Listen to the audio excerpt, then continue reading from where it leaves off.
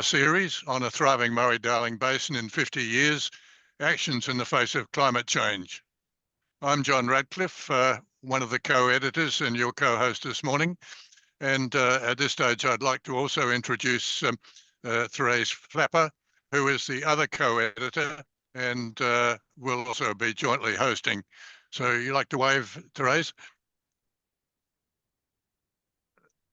Good morning. We need to begin this morning by acknowledging the traditional owners of the lands on which we gather today, particularly if we're in the Murray-Darling Basin, and in my case, on the land of the Kaurna people in the Adelaide Plains, and pay respects to elders past, present and emerging. And we especially welcome any participants today with an Aboriginal or Torres Strait Islander heritage. Now, let me say something about the Academy. The ATSE, as it's known, the Academy of Technological Science and Engineering, is a learned academy of more than 900 fellows. They're fellows with recognised experience in applied science and technology, and in many cases with recognised international eminence. It's an independent, non-political source of objective science-based advice, and it likes to consider itself uniquely placed to be able to contribute to public debate from an evidence-based foundation and to bring wide-ranging expertise to benefit all of Australians through advocacy programs, educational supports, business, workforce, resources and lively public presence, and also has a considerable investment in training young people for future careers in science and technology. The Academy itself comprises state divisions and specialist forums. Now, one of those forums, the Water Forum, has been quite concerned about the public interest that's being generated about how the Murray-Darling Basin Plan has been progressing in the last year or two. The Academy, on its next slide, has been under increasing scrutiny in examining what's been happening. Through its Water Forum, we invited eminent fellows and other recognised scholars to prepare essays on their various aspects of vision for the basin, adopting a 50-year horizon. That vision to be based on the particular expertise that they bring to the consideration of the basin. So what's been the output of this particular exercise? Well, we have a series of outputs which are all web-based. The first one is the full book of essays, which concludes the findings by the Academy, also historical background and how the governance of the Murray-Darling Basin has been developed, and includes recommendations. The whole thing comes to about 246 pages. There's an image of it on your screen, and it's available from the Academy's website. In addition to that, we produced a summary leaflet of 6 pages that incorporates the ideas of the various essayists, and that was used for a press program when the original report was released a couple of months ago. And we have hard copies of that available if anybody's interested, and could get them by approaching the Academy office.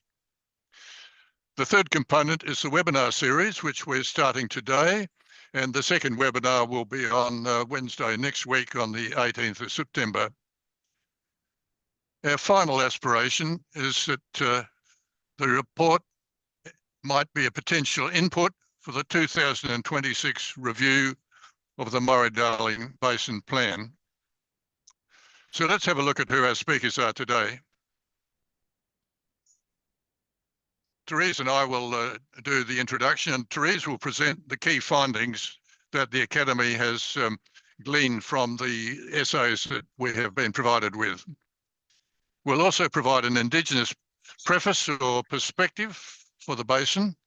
And then Lu Zhang from CSIRO will talk about the hydroclimate. Kerri Muller will talk about Ramsar wetlands. Rob Fitzpatrick will talk about soil landscapes. And finally, Sarah Wheeler will talk about water recovery and economic development.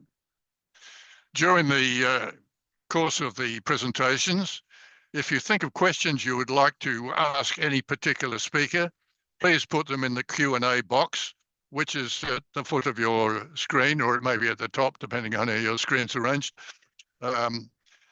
Identifying to whom you would like the question and stating what the question is. And during the subsequent Q&A session, we'll try and get as many of those questions answered as we can. I might just also give you the speakers for next week, which are on the next slide.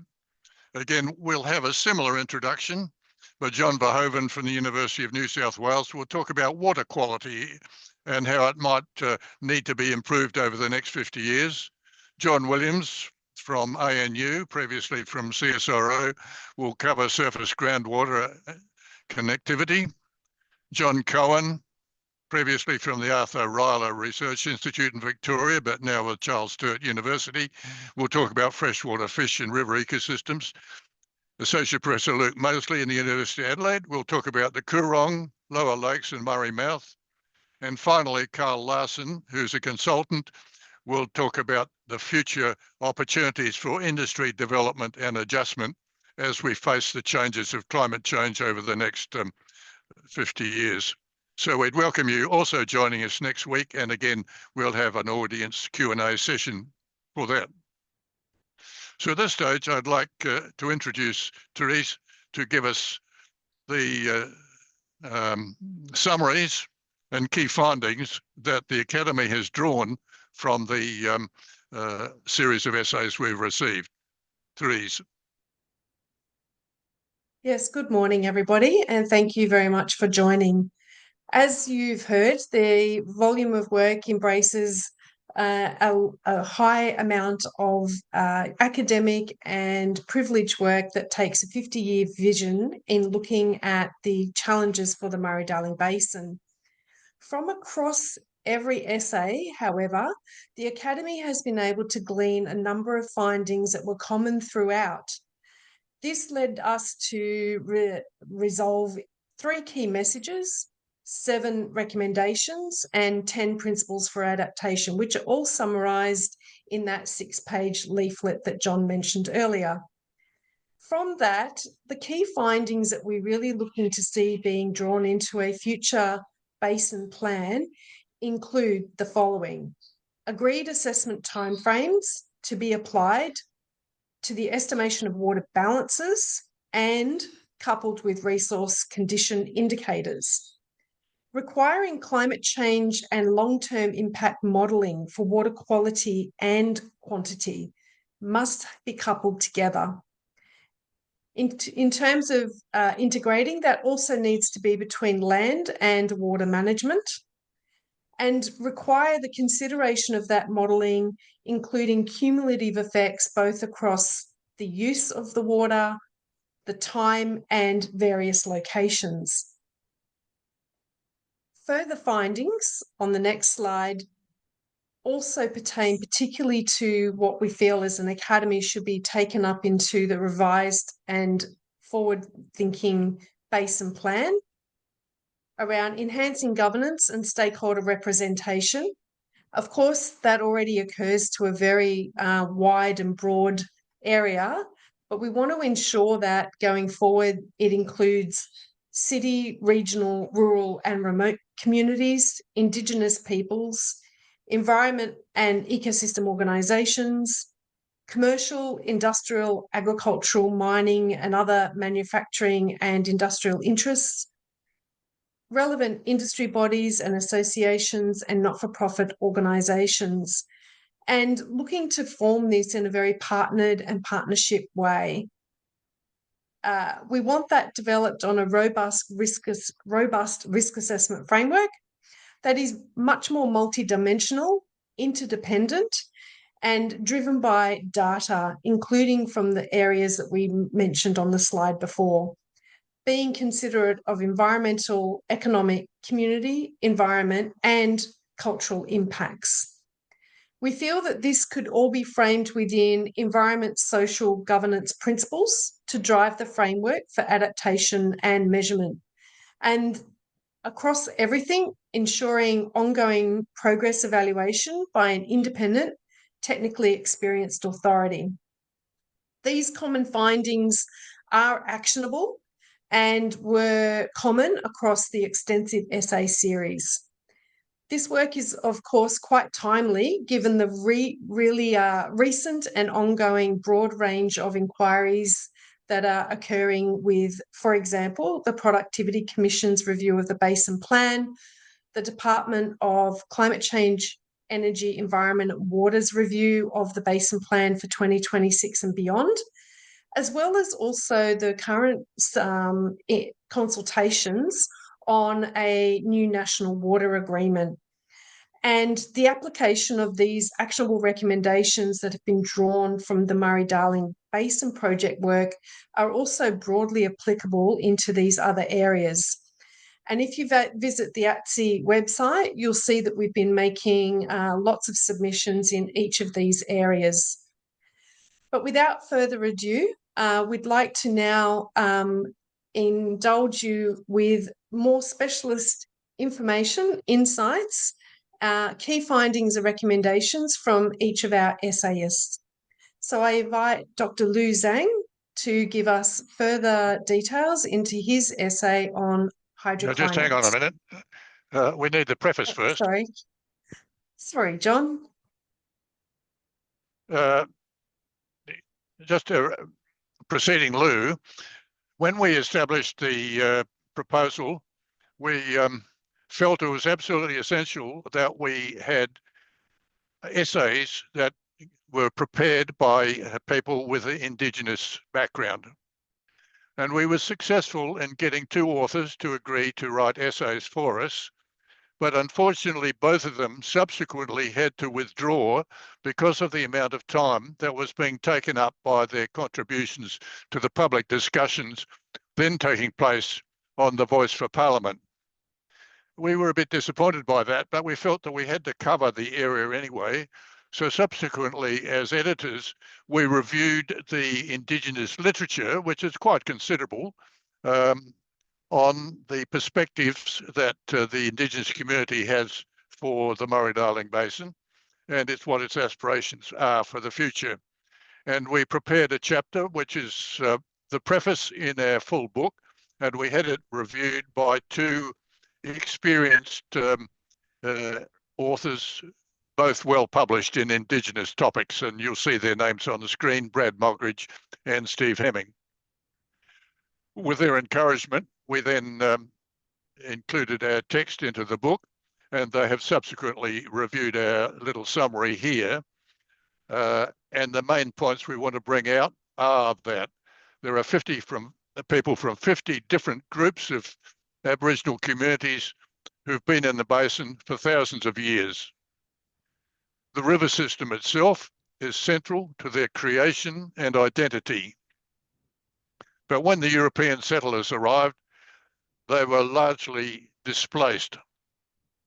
Any rights and responsibilities they had previously undertaken were ignored, and a new colonial land title system was set up, which took no notice of the historic relationship and responsibility of the Indigenous community to the land and its river. The upshot of all of that is that less than 1% of the basin land is now owned by First Nations or Indigenous people, and most of that land doesn't have any access to water. The consequence of that is that Indigenous people really have been seeking much more participation in decision making, but that's only been recognised recently, and it was recognised in 2007 in the Echuca Declaration. The Murray-Darling Basin Authority now has inputs onto its board with Indigenous participants, state departments preparing our water plans, also bringing Indigenous contributors towards the development of those plans, and the Commonwealth Department of Climate Change, Environment, Energy and Water also has a specialised committee which contributes policy inputs to the department on Indigenous affairs. But the bottom line of all of this is that only 0.02% of water entitlements in the basin are owned by Indigenous peoples. So what we have to do is to improve governance empowerment. And an example of that is how the Nurrunjeri have an agreement with the South Australian government in the management of the Lower Lakes and Murray Mouth area near Adelaide. But overall, we have to recognise the need for cultural flows to improve spiritual, cultural and environmental and social needs of the Indigenous community, but also make sure they have access to economic opportunity through ownership of water and can advance their own economic futures. So with that being the case, I'd like to now introduce Lu Zhang, who we cut off shortly, to re-enter the field and tell us about his perspectives of the hydroclimate over the next 50 years for the Murray-Darling Basin. Lu Zhang. Good morning, everyone. Thank you, John, and the Academy for the opportunity to present today. Management of the basin under climate change is challenging. This is partly because of unique hydrological characteristics and projected future climate change. So in this part of the presentation, I will talk about hydroclimate of the basin and the implications for sustainable management of the basin under climate change. We know that Murray-Darling Basin is large in area, but small in runoff. So the basin has an area about 1 million kilometers squared, about 1/7 of Australia. But it only contributes 6% of the total runoff. So if you compare the basin globally, it is one of the top 10 largest river basins in the world by area. However, its runoff ratio is very low compared to major river basins in the world. For example, the annual average rainfall in the Yellow River Basin is about 440 millimeters per year, and it produced 73 millimeters of runoff. The average rainfall of the Murray-Darling Basin is 460 millimeters, very similar to the Yellow River Basin, but it only produced 27 millimeters of runoff, which is only 6% of the rainfall, or less than 40% of the runoff from the Yellow River Basin. We have much less available water in the basin to start with, compared with other river basins in the world. The basin also experiences large spatial variability in runoff. The eastern side of the basin has a high rainfall up to 1,500 millimeters per year. The western side is typically dry, hot, with annual rainfall less than 300 millimeters. As a result of this, the basin hydroclimate experiences large spatial variability, with over 66% of runoff generated from 12% of the basin area, as shown in this map. Overall, around 86% of the basin contributes almost no runoff to the river system, except in times of flood. The basin also has a high interannual and multi-year rainfall and streamflow variability. The standard deviation of rainfall is about 117 millimeters, and the coefficient of variation in rainfall is 0.25, which is much larger than compared to other river basins. The basin has experienced several droughts, for example, the Federation drought, World War II drought, and more recent millennium drought. So the millennium drought was mainly confined to the southern basin and was dominated by autumn or early winter rainfall reduction. which led to unprecedented decline in stream flow in the southern basin. On the other hand, the basin has also experienced extreme high rainfall events, resulting significant flooding, and those include 1956 floods, 1974, and more recent 2022 floods. So stream flow in the basin exhibits large temporal variability as a result of rainfall variability. It is among the most variable in the world. The interannual variability of stream flow in the basin is about twice that of the basin with a similar climate elsewhere in the world. For example, the runoff in wettest years can be 20 times larger than runoff in dry years. Huge temporal variability. This large stream flow variability is partly due to our arid and semi-arid climate and also strong influence of ENSO. So what does this large variability mean? This actually presents a significant challenge for water resources management, as we need much larger storage to deal with drought and flood in the basin. On top of large spatial and temporal variability in hydroclimate, we have to address the issue of over-allocation of water resources in the basin. We talk about hydrology of the basin. So we can say that basin hydrology is changing. This is not news, but its implications for water resources management under climate change are not fully understood. For example, stationarity is one of the key assumptions in water resources planning, and it assumes that statistical property of hydrological variables such as stream flow in the future will be similar to the past. However, studies have shown that the stationarity assumption is dead, is no longer valid. For example, during and after the millennium drought, catchment in the southern part of the basin showed quite different rainfall runoff relationships and exhibited strong hydrological non-stationarity. That means for the same amount of rainfall, these catchments produce less runoff than historically. But our existing hydrological models and modeling approach cannot deal with the effect of non-stationarity. They tend to overestimate runoff during the dry period, and this will lead to an underestimation of potential reduction in future runoff under dry climate.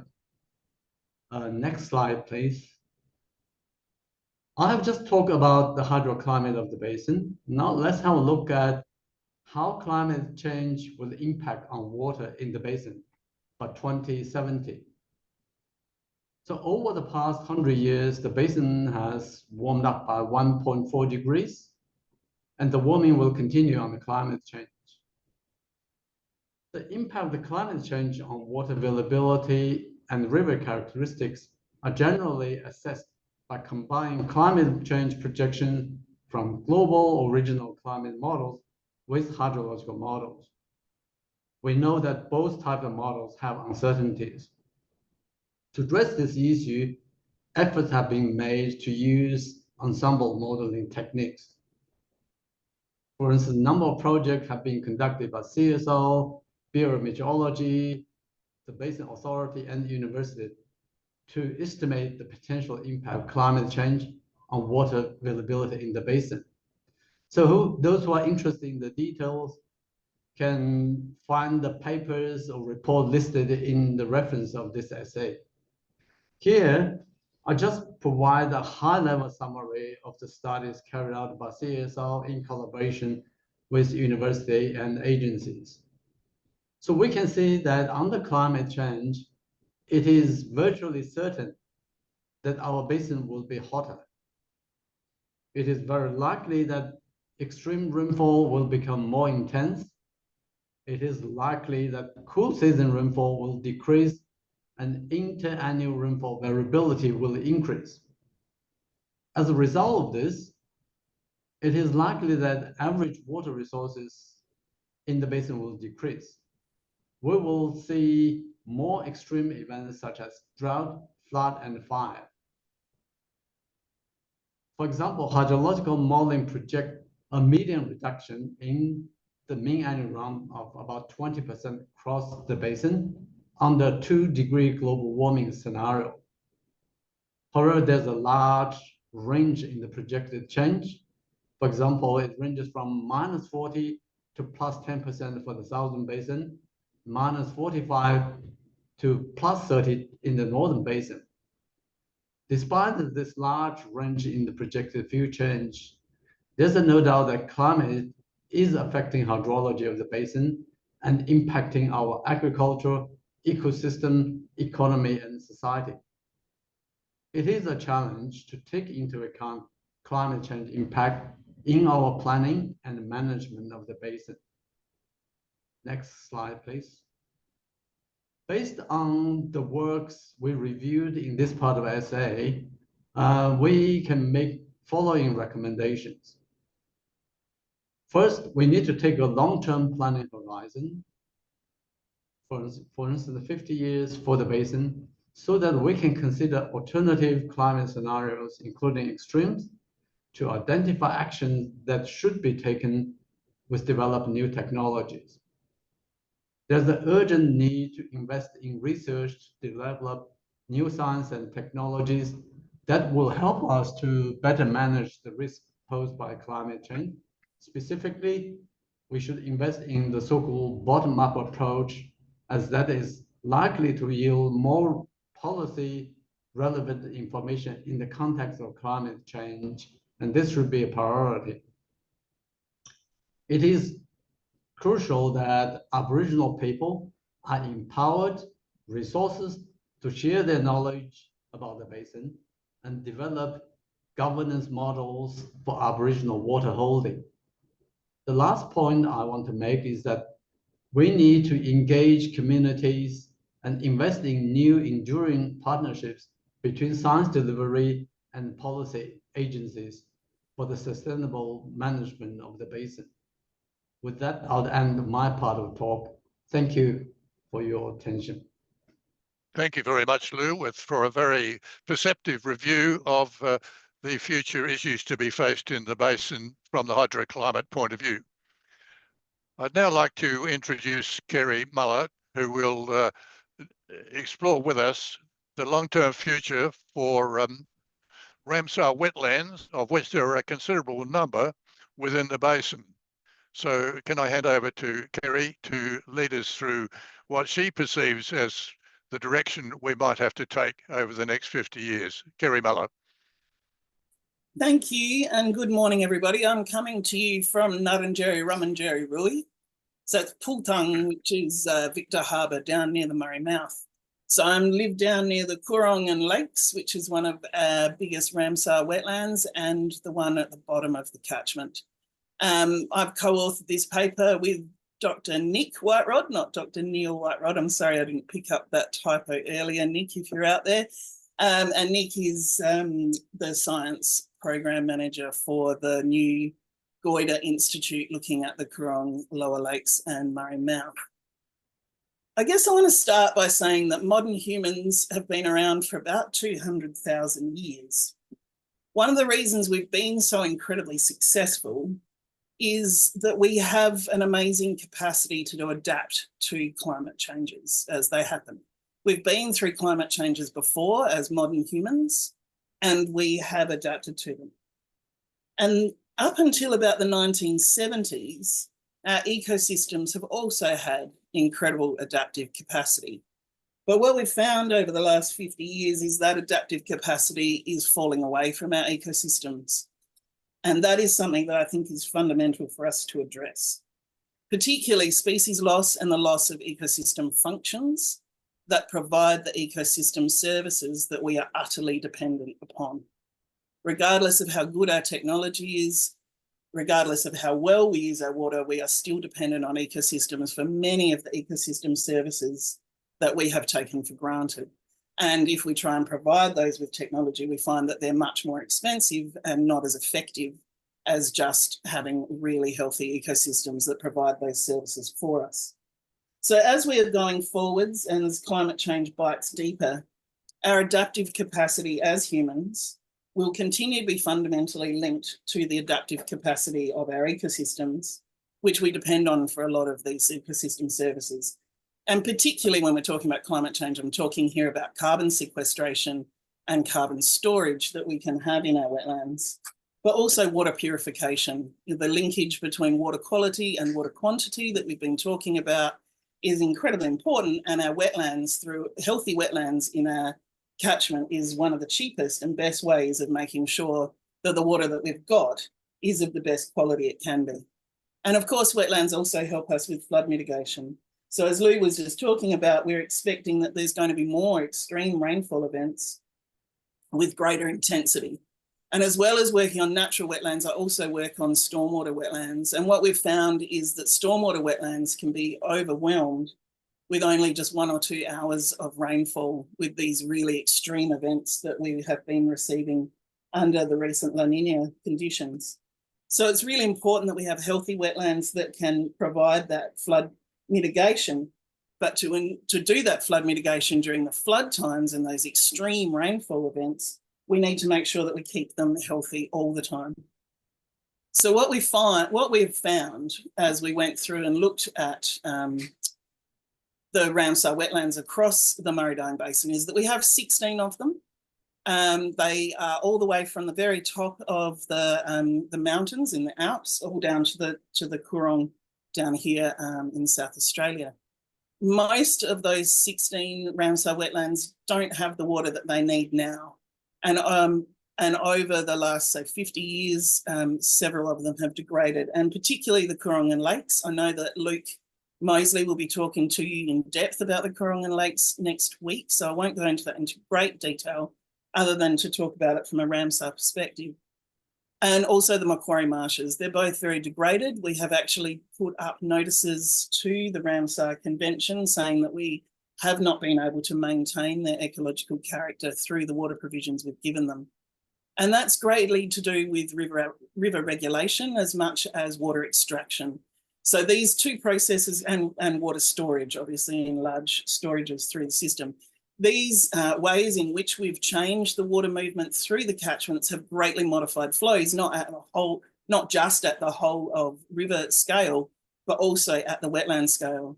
And wetlands are entirely dependent upon their water regimes. The types of plants, animals, and microbes that we get in wetlands are completely dependent upon the water regime that they're receiving. And the capacity for those wetlands to remain healthy is very dependent on how that water regime changes over time.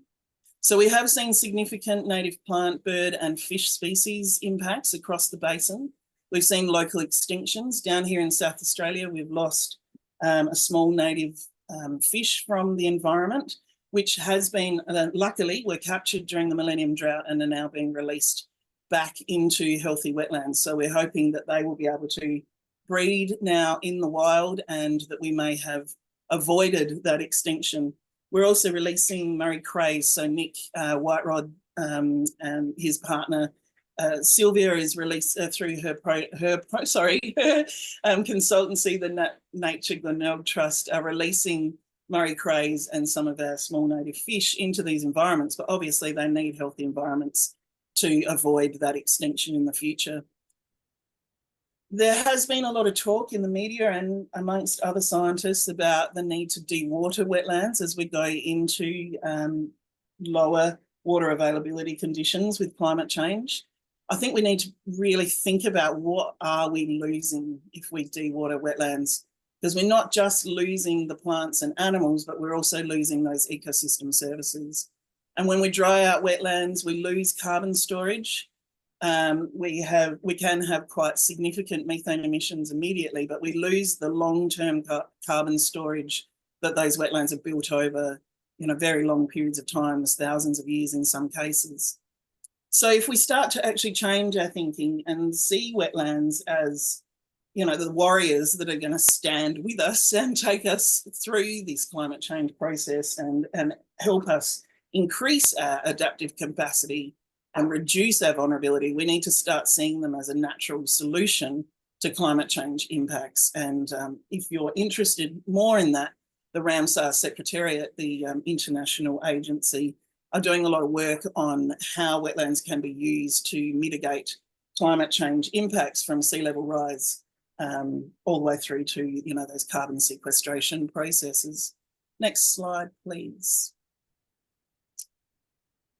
So in my way of thinking, and I think other people are thinking this way too, is that if we don't work on nature repair over the next few decades, we are going to have significantly less choices in how we respond to climate change. We know that our ecosystems are already very damaged. The damage that they continue to receive over the coming decades is going to reduce our adaptive capacity as humans to respond to climate change. So in my mind, water management decisions, whether they're at the local scale, whether at a subdivision scale, all the way through to the basin plan, need to be founded on achieving ecological benefit. If we're not building a natural capital base, then we are going to continue to have it in deficit and it won't be able to provide what we need. So we know that the most cost-effective way of delivering and storing water and managing carbon for all users across the basin is to have healthy wetlands and watercourses. So what I'd like to see is that we really look at what the cumulative impacts are on wetlands. The focus of this particular essay is on the 16 Ramsar wetlands across the Murray-Darling Basin. Each of those are well studied. We can look at what their likely cumulative impacts are from all the different processes that are going on in their parts of the catchment. And then we can look at their adaptive capacity. So that's, you know, how are they going to be exposed to these different impacts? How sensitive are they to these impacts? What capacity have they got to adapt will ultimately tell us how vulnerable each of those wetlands are. We've just finished a project with the the Murraylands and Riverland Landscape Board here in South Australia, where we've developed a drought management plan for the 130 something wetlands that are managed between the South Australian border and the barrages in the Coorong. And we've found that we can really look at what are sort of beneficial drying processes that might be happening and what are those adverse drying processes. And we need to make sure that we don't have all our wetlands getting into adverse drying conditions, because then their capacity will drop, and particularly around their carbon storage and water quality ecosystem processes, services, their capacity to provide those will drop. So we can take quite strategic look at how drought might impact on wetlands and really think about the vulnerability classifications of those wetlands. I appreciate that we may not be able to water every wetland in the future, and we may not be able to water every part of every wetland. If we make that choice, however, we need to make sure that those patches are transitioned to healthy terrestrial ecosystems. What we cannot have is areas that go from being wetlands to salty plains, of acid sulfate soils, of sodic soils, that when they do get flooded, then put a whole lot of pollutants back into our waterways. We need to make sure that those, if we do dewater wetlands, that they become something else that's healthy and that it contributes to the whole landscape of the Murray-Darling Basin. So we can build wetland resilience, we can build ecosystem services, and we can do it very strategically. And I think that needs to, in this case, be focused around those 16 Ramsar wetlands that we have made an international commitment to protect because of their international significance. Obviously, there are 30,000 or more wetlands across the Murray-Darling Basin that are all important, and they all provide ecosystem services within their areas. I think I'd just like to end on saying that as we urbanise our catchments more and more, we're putting in more and more houses all the time, that we embrace urban wetlands as part of our solution. If we can manage our natural watercourses and wetlands well, so that our urban wetlands, the ones that we're constructing or the ones that we have retained in urban environments, are not receiving vast quantities of sediment and nutrients like they are now, then we will be able to reuse water within our urban landscape. But at the moment, cities like Adelaide are highly restrained in their capacity to reuse water within the urban environment due to things like sediment. And that sediment is coming across the whole catchment. So we do need to take a whole of catchment approach, and we need to take a long-term approach where we see wetlands as part of our team. You know, they're a member of our team that is going to help us to deal with climate change in the long term. Thank you very much. Thank you, Kerri, for a very broad-ranging discussion and very much highlighting our need to think in the future about how we're going to address the issues that Ramsar wetlands and the other wetlands are going to be facing. We'll now move on to another area, but it's linked to some extent to some of the issues that you have just heard about. And that is to ask Rob Fitzpatrick to talk to us about soil landscapes. Rob. Thanks, John. Hi, everyone. I'd first like to acknowledge my co-authors, Luke Mosley, Brett Thomas, and Erin Sterling. So what I'm going to do is spend at least, I've got 10 minutes, 5 minutes sort of outlining our key findings with a focus on one aspect, which I'll highlight now, but then give recommendations certainly around how we can manage these systems better that are highly degraded. So in our essay, we have certainly summarised the significant decline of soil landscape ecosystems since European settlement. We also have highlighted and reviewed the soil landscape ecosystems that are obviously closely linked to climate, vegetation, geology, hydrology, water availability, and ecosystem services. Now, we've done this by presenting maps of obviously the soils and the 6 major physiographic provinces. And in the sort of review of the certainly the soils, unfortunately, the Murray-Darling Basin is not blessed with the best soils. At least 60% of the soils that are managed for irrigation and where we grow everything is in the low-lying areas, and they comprise 30% soda soils, vertisols, these are the shrink swelling soils, and of course the wet hydrosols. So the upland regions are the nice soils, but they're not the ones that have been impacted by irrigation and a lot of intense agriculture. So what I'm going to do now is highlight the sort of hook of our essay, which is the drying scenario, the wetting scenario, which we have focused our essay on. First of all, to highlight the degradation of the landscapes, and secondly, to use that as a model or scenario of how we can better manage the system from the next 50 years. So how did we manage to get that information to be able to make that the main focus of our essay? Well, in some ways, we've been very fortunate to have over the last 2 decades, been able to understand the soil landscapes during the Millennium Drought. So we could actually study in great detail, and we got pretty good funding to be able to do the work, get information about these landscapes when they were drying, and they were really dried out during the Millennium Drought. And of course, we even had the end product of that, where we could even study some of the phenomenal bushfires that impacted in this region.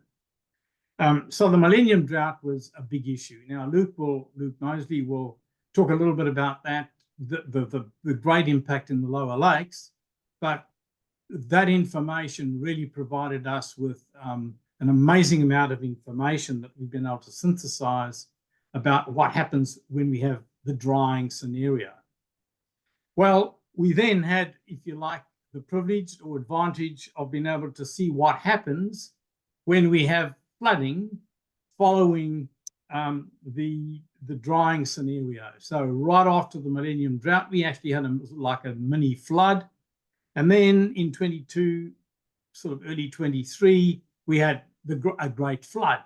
So we could actually then study the real impact of what happens to these systems when they are flooded. So with that information, we could then synthesize our findings, and quite clearly the significant impacts to these include certainly the formation of acid sulfate soils, which means that when these soils were kept underwater, they accumulated a huge amount of pyrite because of all the locks that were put in. So when we had the drought, we'd had 80 years of pyrite accumulation. That's in the lower lakes and these rivers, and the main river, and of course streams. The water, the receding of the water exposed this iron pyrite to form a huge amount of sulfuric acid that created acid sulfate soils or sulfuric material, which obviously degraded these soils. And of course, the impact to water quality in the system was a huge impact. And of course, the salt, which comes along with the acid sulfate soil production, salt leaching, salt or dryland salinity is a major factor in any event in the Murray-Darling Basin, certainly in the low-lying areas. So we knew that, but of course this impacted on that scenario even more so. So it was salt concentration. Of course, during all these events, the organic matter degradation of our soils was horrendous, because you get oxidation of organic matter. And of course, you've got these sodic soils that are very dispersive, and that creates soil erosion, which again can impact on water quality. And not only that, but of course, you've got the bank slumping, because we've got, you know, protected the barrages and all that sort of thing within the Murray-Darling Basin, and that impacts as well. And of course, soil compaction.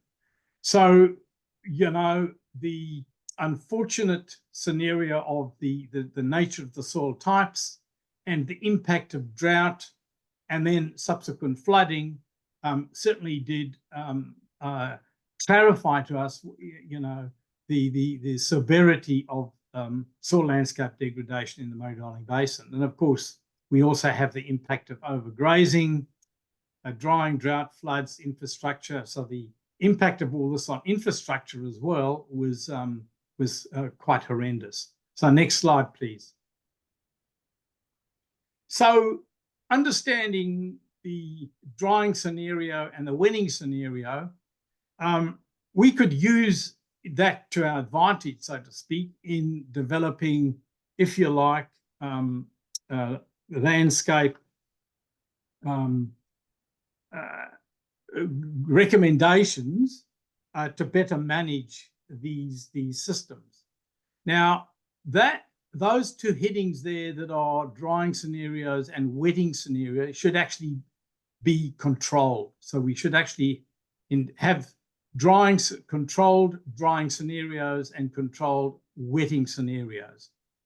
So if you can imagine having locks and wetlands throughout the Murray-Darling Basin, we could actually use that to our advantage if we sort of link in with engineers, and we can actually control the weir pools around the lock systems by managing it. So we can actually, if you like, construct systems that will allow us to really control the weir pool or the heights of the water, and release this into various wetlands and construct new wetlands, which will enable us to better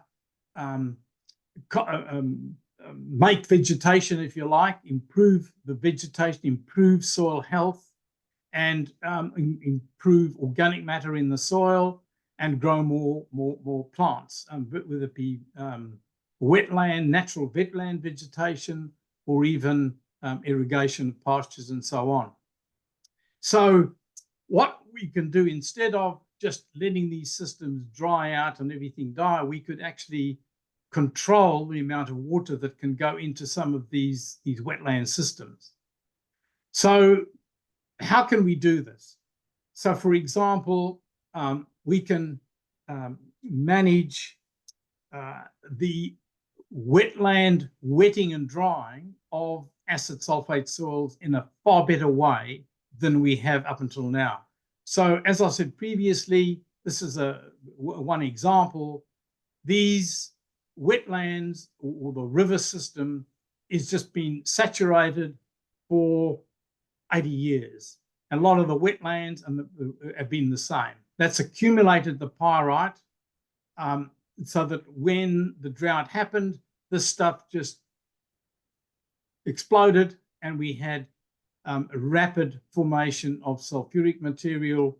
Now, what we could do is to carefully expose these wetlands and let the pyrite oxidize slowly and then flush it out very carefully.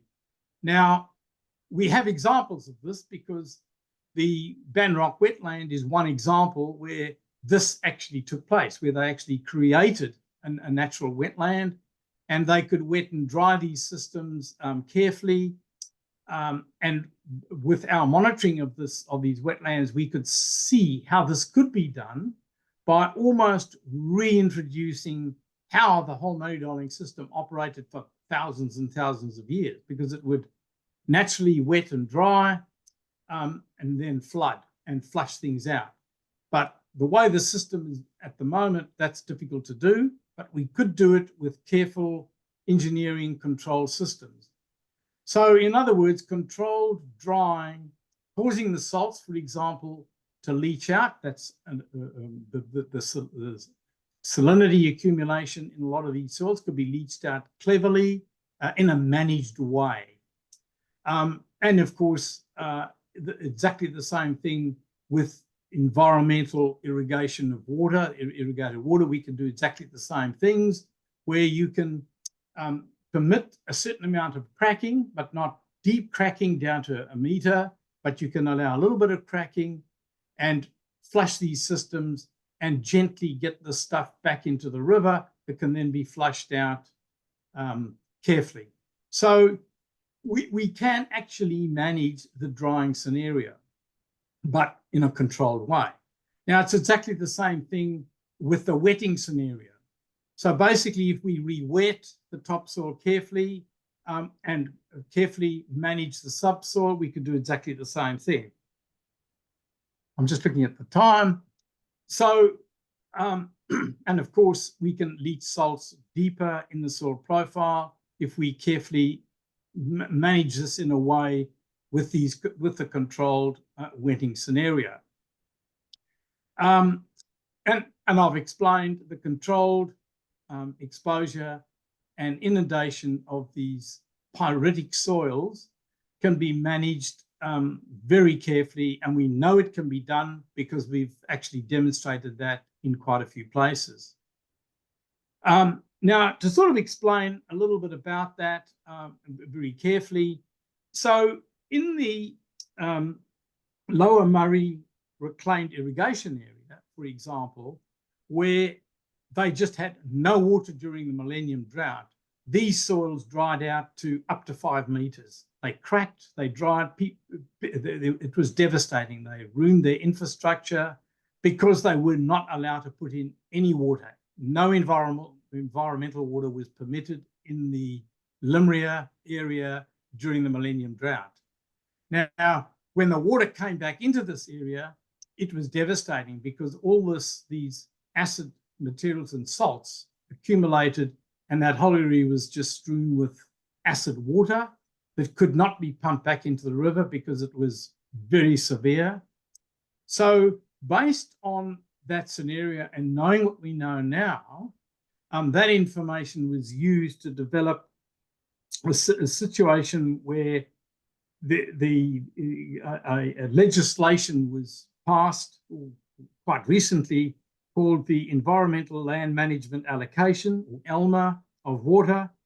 And that actually permits, if you like, the South Australian government the right to divert 22.2 gigalitres of environmental water that would have to be put into those areas in the scenario of a drought to prevent that from ever happening again, because the devastation from that cost millions and millions of dollars in infrastructure, in people walking off the land. So there has been an example there of how this can be used. So the last comment is knowing what can happen with the wetting scenario. Obviously, when you have a lot of floods coming in, you get black water, and you not only get the black water, but you get this monosulfidic black ooze, which is, again, a form of acid sulfate soils that have monosulfides in that can deoxygenate water. So we now know that we could carefully construct these wetlands and landscapes to control drying and to control wetting. So with that, that's the hook of our essay.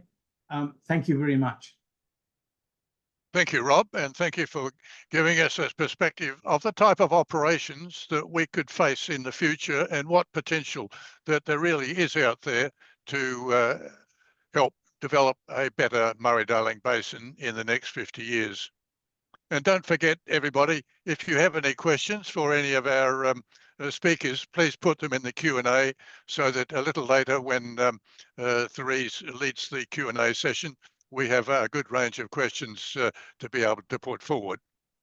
Now, finally, I'd like to introduce Sarah Wheeler from Flinders University, and she's going to talk about water recovery and economic development.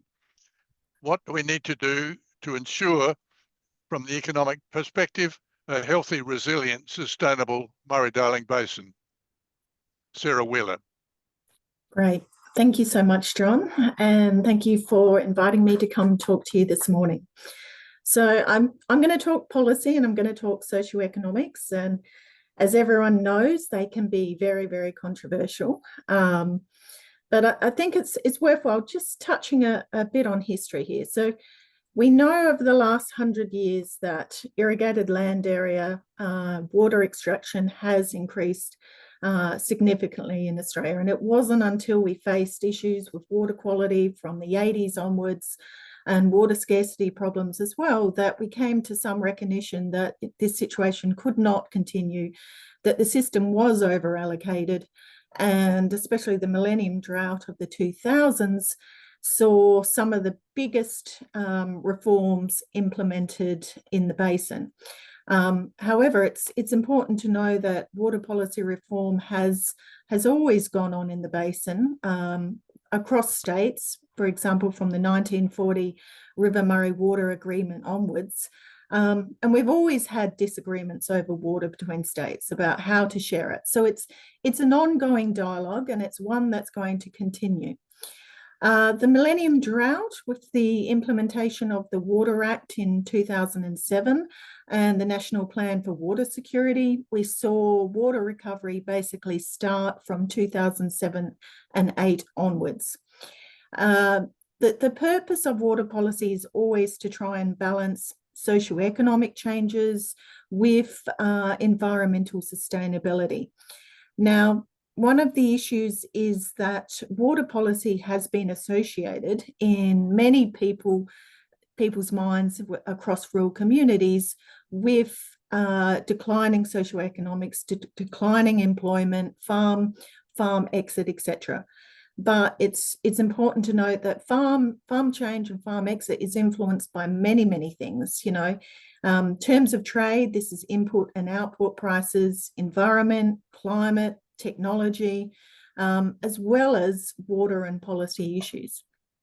And there has been a tendency, economists will refer to this as false attribution, in terms of blaming water recovery and basin plan as, you know, the main reason why rural communities socioeconomics are doing poorly. But if we're worrying about issues and how to deal properly with various problems, we have to understand what the real causal impact is. And this is essential when it comes to implementing water policy. So, you know, we know that the Basin Plan was legislated in 2012. It followed from the Guide to the Basin Plan targets in 2010. The Basin Plan set water recovery targets. It also set a number of goals to be achieved. And we also know that the goals set in the Basin Plan were a lot less than what was recommended in the Guide to the Basin Plan. Recovery was set at 2,750 long-term average annual yield, with 450 gigalitres of upwater also required to stop South Australia basically legally challenging the Basin Plan. Water recovery was meant to be obtained by mid-2024, but as we know, that has now been extended to 2026. So with the Basin Plan implemented in 2012, we did see, I often call it a backtracking of legislation and commitment.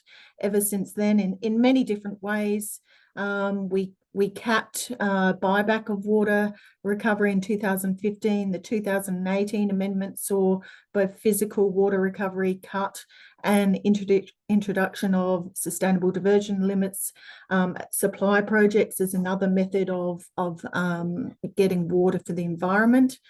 And a lot of these backtracking has had implications both for sustainability of the basin and other issues.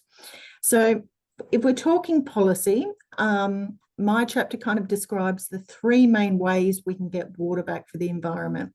One is institutional change. This is, you know, almost like changing the rules of the game.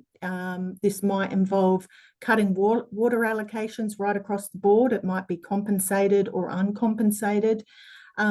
There's buyback of water entitlements. This is recognising that irrigators have property rights, and you can't just cut water entitlements or their allocations without compensation. And buyback has been used as a voluntary tool in terms of irrigators can voluntarily sell their entitlements to the Commonwealth, and they can name the price that they're willing to do it and how much they're willing to sell. And the third main policy method has been using on and off farm subsidies of irrigation infrastructure and supply projects. So next slide, please. So my chapter kind of reviews all the consequences of, you know, either using institutional methods, using buyback methods, using on and off farm irrigation subsidies as a way of getting water recovery.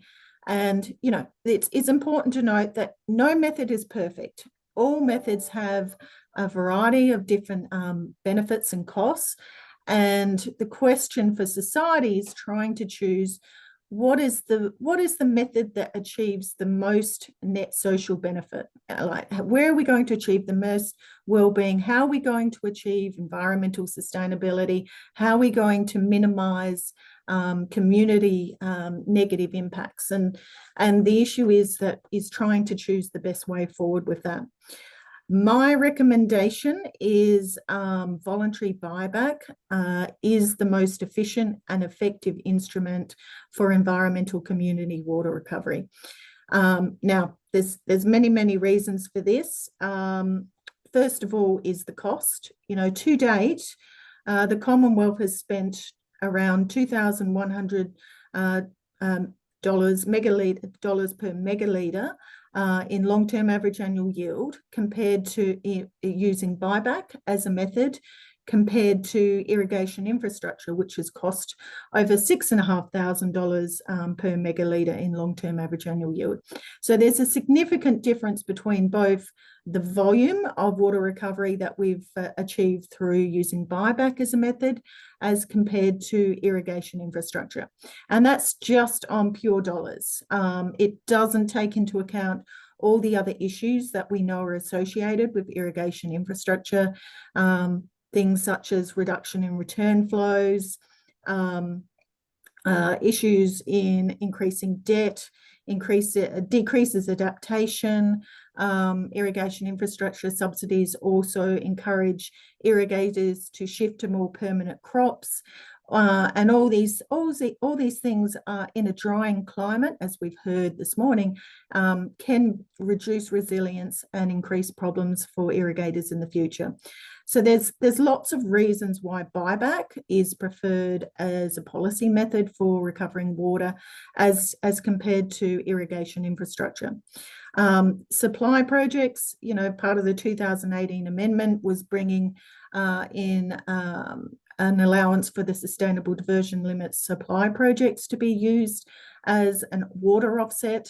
And we know that, 16 out of the 36 supply projects have significant problems and are probably not even going to be able to operate. So using the water supply offsets have considerable problems. They cost a lot of money.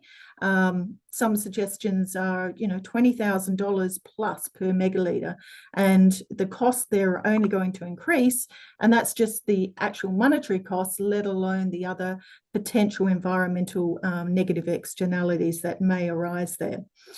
So we know that modelling also is modelling shows that spending on irrigation infrastructure projects is not a good way of promoting community socioeconomics. It produces short-term jobs only. If money was spent on things such as social services in communities, we know that would create more long-term jobs. And modelling basically suggests that 4 times more jobs would eventuate with proper targeted community development programs rather than projects that are investing in irrigation infrastructure as one way to try and get at community development. So for all these reasons, it's best to kind of decouple rural investment community programs with water recovery. Use a first best method to get water recovery, and then use other first best community development programs to try and improve rural communities' socioeconomics and well-being. So that's some of the recommendations within my essay. And along with that is increased governance, increased focus, especially for the Basin Plan 2.0 review. We're going to have to start to recognise the need for increased cultural water ownership by First Nations groups, as well as whether we are really at an environmental sustainability point within the Murray-Darling Basin. And I think pretty much all the reviews are going to show that we are nowhere near sustainability. Trends in environmental conditions are still going down. We're still facing extinction. So, Basin Plan 2.0 is going to mean we're going to have to face some hard choices. And the hard choices are going to involve really reducing irrigation, and the best way to do that, and the best way to try and deal with community issues at the same time. So I'm happy to take questions. Thank you. Thank you, Sarah, for laying it on the line. And thank you for all of our speakers for operating within their allotted times. I'd now like to hand over to Therese to conduct our question and answer session. I hope you've all thought about what questions you might put in the Q&A, and wish Therese well in extracting really interesting answers from our various speakers. Therese. Thank you. Thanks very much. And I can see that we already have a range of questions that are in the panel box. So thank you. And please continue to add some more as we work through this session. And thank you very much to all the essay authors, and feel free to operate as a bit of a panel style here as we respond to some of the questions that are being posed.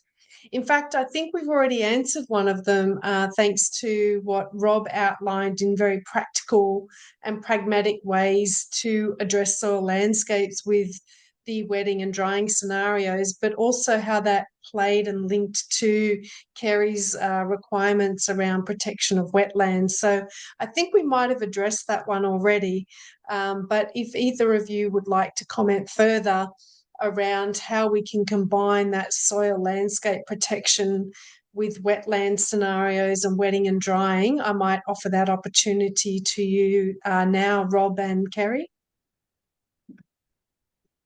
Yep. Do you want to go, Kerri, or do you want me to go first? Yeah, look, I'm happy to jump in there just quickly. Wetting and drying is a really fundamental part of wetland ecology, so I don't see that there's a lot of tension there. I think Rob's point about the fact that a lot of our wetlands, so, you know, Rob and I both work mostly in South Australia. I particularly work in South Australia a lot. Of the wetlands on the River Murray between the border and the barrages, so the South Australian component, about 70% are too wet because of the weirs going in, and about 30% are too dry. Wow. So we absolutely have to do active wetting and drying. We've got about 130 wetlands that we currently either have specific regulators on to wet and dry those particular wetlands, or we pump to them if they're too far away from the river or too high in the landscape to be able to receive water at pool level. So it's that manipulation of the weir pools, I think, is a really critical part of this story. It helps to increase the resilience and the adaptive capacity of our wetlands, and also the river channel itself. So I don't think there's any conflict there. I think wetting and drying is a really critical part of wetland management. So I could probably just enlarge a little bit. These installing these water flow regulators is not trivial. They require quite careful planning in terms of engineering structures. So again, particularly Brett Thomas in our group has spent, I'd say, probably a year assisting State Department, the federal agencies to look at a range of wetlands across the Murray-Darling Basin, and that would include New South Wales, Victoria, and certainly mostly in South Australia. But Brett and I have done some work in Victoria where we've actually looked at wetlands to see what could be done in terms of putting these infrastructures in, or installing these water flow regulators, and what is involved and what impact that would have on some of these natural wetlands that are degraded or in quite good condition.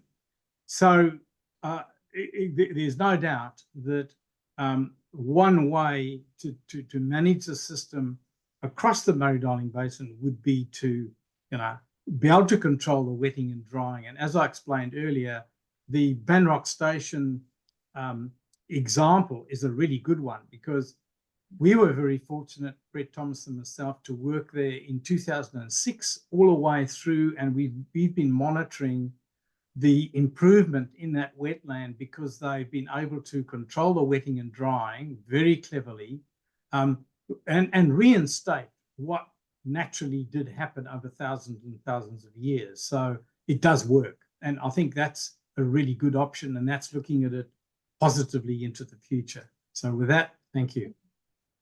Yeah, thank you very much. I've got a question for Lu. For the climate impact assessment, you suggested that we invest in a so-called bottom-up approach. What are the advantages of this compared to top-down, and how do you balance them for outcomes?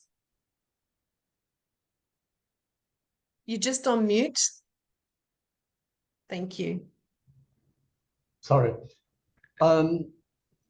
I should mention that what we have currently done mostly is in climate change assessment is called top-down approach, meaning that we always start with climate models.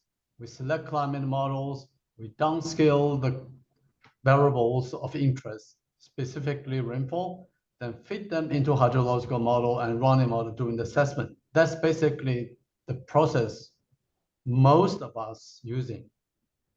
However, this so-called top-down approach has a, as I showed, for the Murray-Darling Basin, it produced numbers like, some models show that you may have 30% reduction in flow. Others might suggest that you have a plus 10% increase. So there's a large range.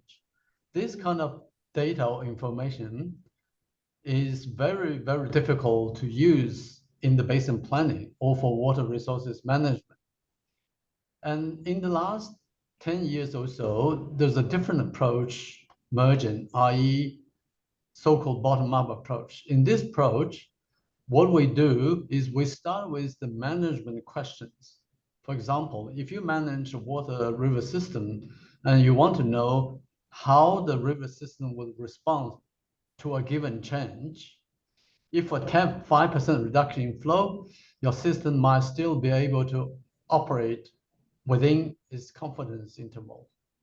If the flow reduced further, you might have a slight problem. So you try to look at this issue from a perspective of what is important from the system you are managing, rather than from the climate models, which unfortunately has large uncertainties.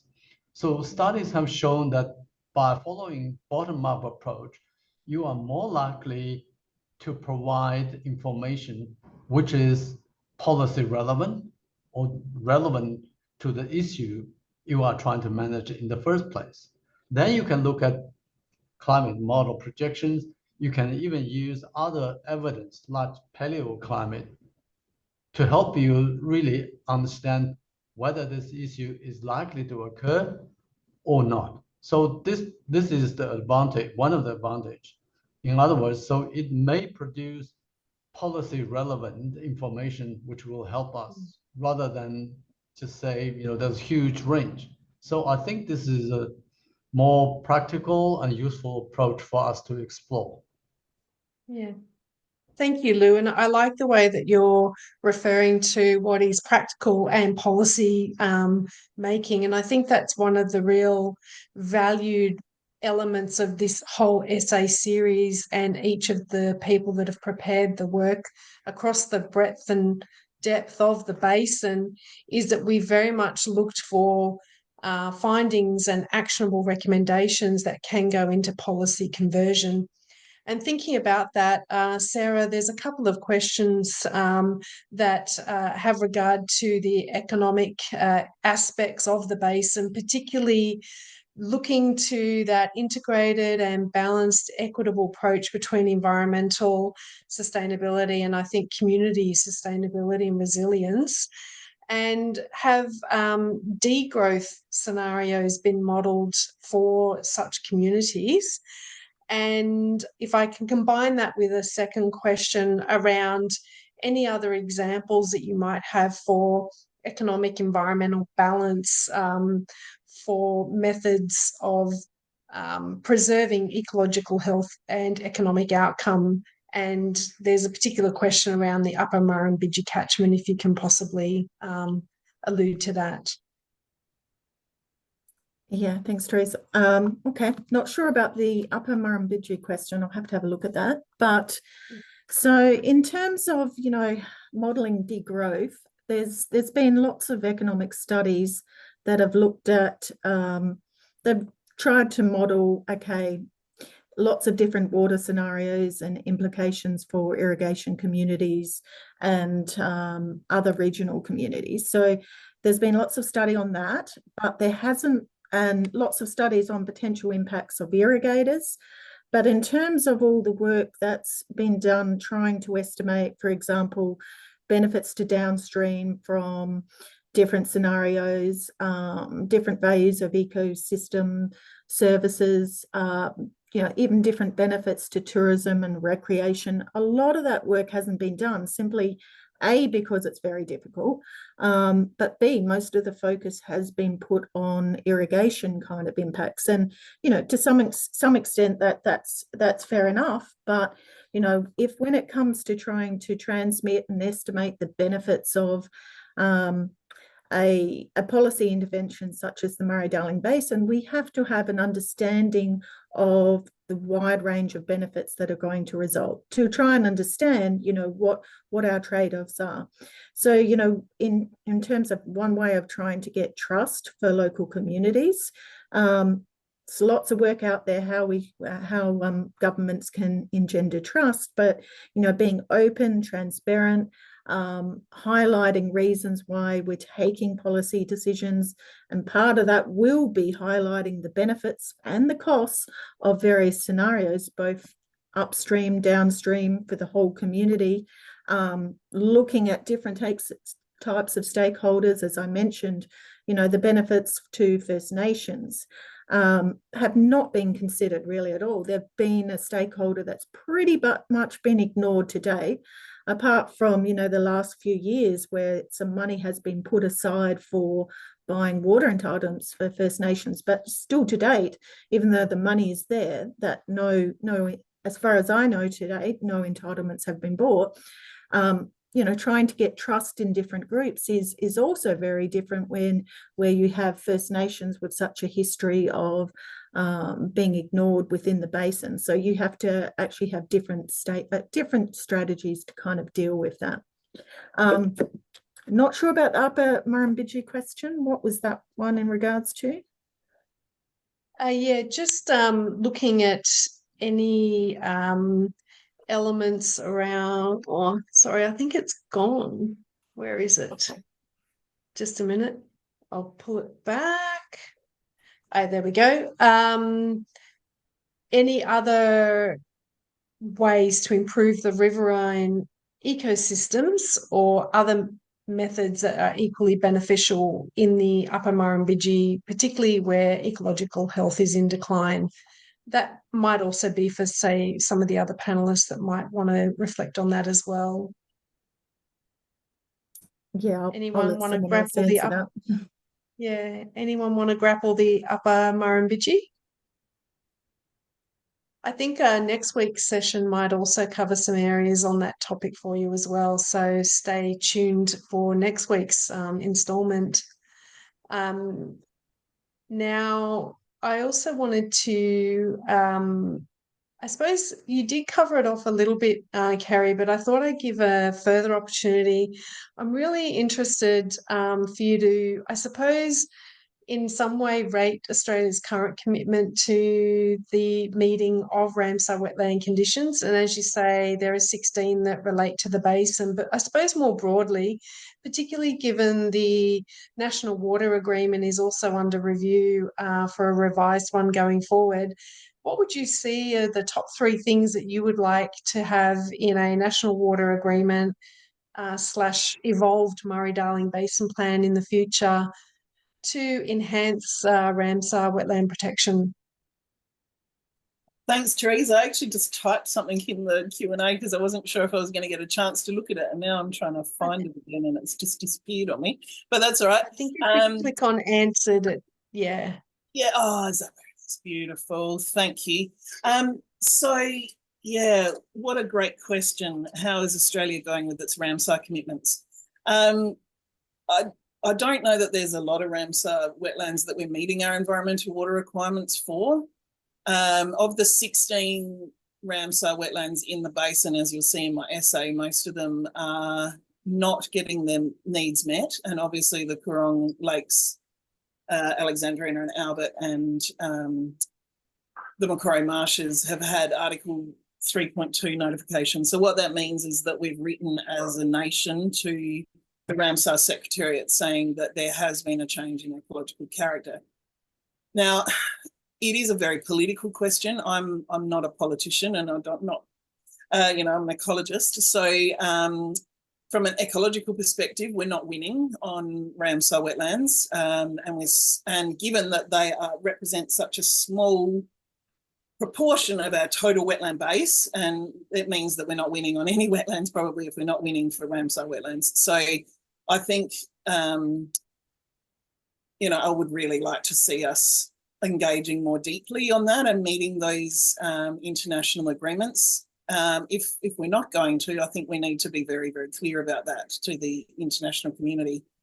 Because they do rely on us, particularly for things like migratory birds, where, if they've come all the way down from Siberia and they get here and they can't get fat enough to fly back, then we've let down the entire population on an international level. And we are one of the, more developed countries in terms of our understanding of wetland policy and how we can affect it. So I think we do have to step up there.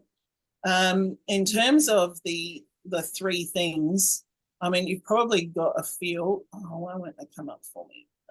That's it. You've probably got a feel for I think I've got them written, now. You've got it, great. Yeah, no, I've got them now. So it's really understanding those vulnerabilities and what our strategies are for increasing adaptive capacity. And I don't say that lightly. They are really big things to sort out. Like trying to work out the vulnerability of a wetland to climate change is complicated. And then to look at how you would prioritise environmental water if there's not enough to go around is complicated again. So, I think we've really got to start nutting this stuff out, or we're going to lose whole ecosystem processes from large areas of our catchment. So like putting the really anthropogenic or anthropocentric view on it, it is about ecosystem services and making sure that we're getting those, and that needs to come through our planning processes. But I can say that we've got a lot of infrastructure out there already. We don't have to put new regulators on every wetland. We've got a lot of infrastructure out there already that we could be using to increase the capacity of our wetlands to continue to provide ecosystem services for us into the future. Thank you very much, Kerri. We do have a question that I think I'll kind of respond to whilst we're wrapping up as we come close to time. The summary did recommend independent data-driven evaluation of progress of the Murray-Darling Basin's management. And I know at FTSE we've been very much calling for in all of our submissions for an ongoing commitment to that through the Murray-Darling Basin Plan Review and Basin Plan 2026, as well as through our commentary on a National Water Agreement. And we certainly see the reinstatement of a National Water Commission and independent reviews and bodies such as a reinstated National Water Commission and the kinds of reviews that the Productivity Commission undertaken is incredibly important to provide that independent evaluation. And I did find that when we were co-editing each of the essays, one of the strongest central themes that came through, and hence why it's a key finding, is around integrated, data-driven and information generation, and having that in a shared, publicly available domain. So these are some of the governance and institutional arrangements that we'd like to see framed. And I know that the government are progressing and working on some of these frameworks. And indeed, the new National Water Agreement principles do allude to it quite a lot, including, importantly, the further significance placed on cultural water and cultural knowledge, as well as, I suppose, what people might see as the more mainstream scientific body of knowledge, and bringing that cultural heritage and knowledge into practice as well. So thank you very much to all of our essayists and authors for their work today. As you see, the Academy is very much driven around actionable recommendations that hopefully can inform policy and legislation. And our speakers today already outlined some examples of that in practice. And we hope that this series of work will continue to build on that body of knowledge and put that into policy practice. We are very conscious of this being a partnership approach, cognizant of equity and balancing the needs that are conducive to sustainable communities and sustainable environments going forward. And we hope that that has come through both this webinar as well as all the available information on the ATSI website.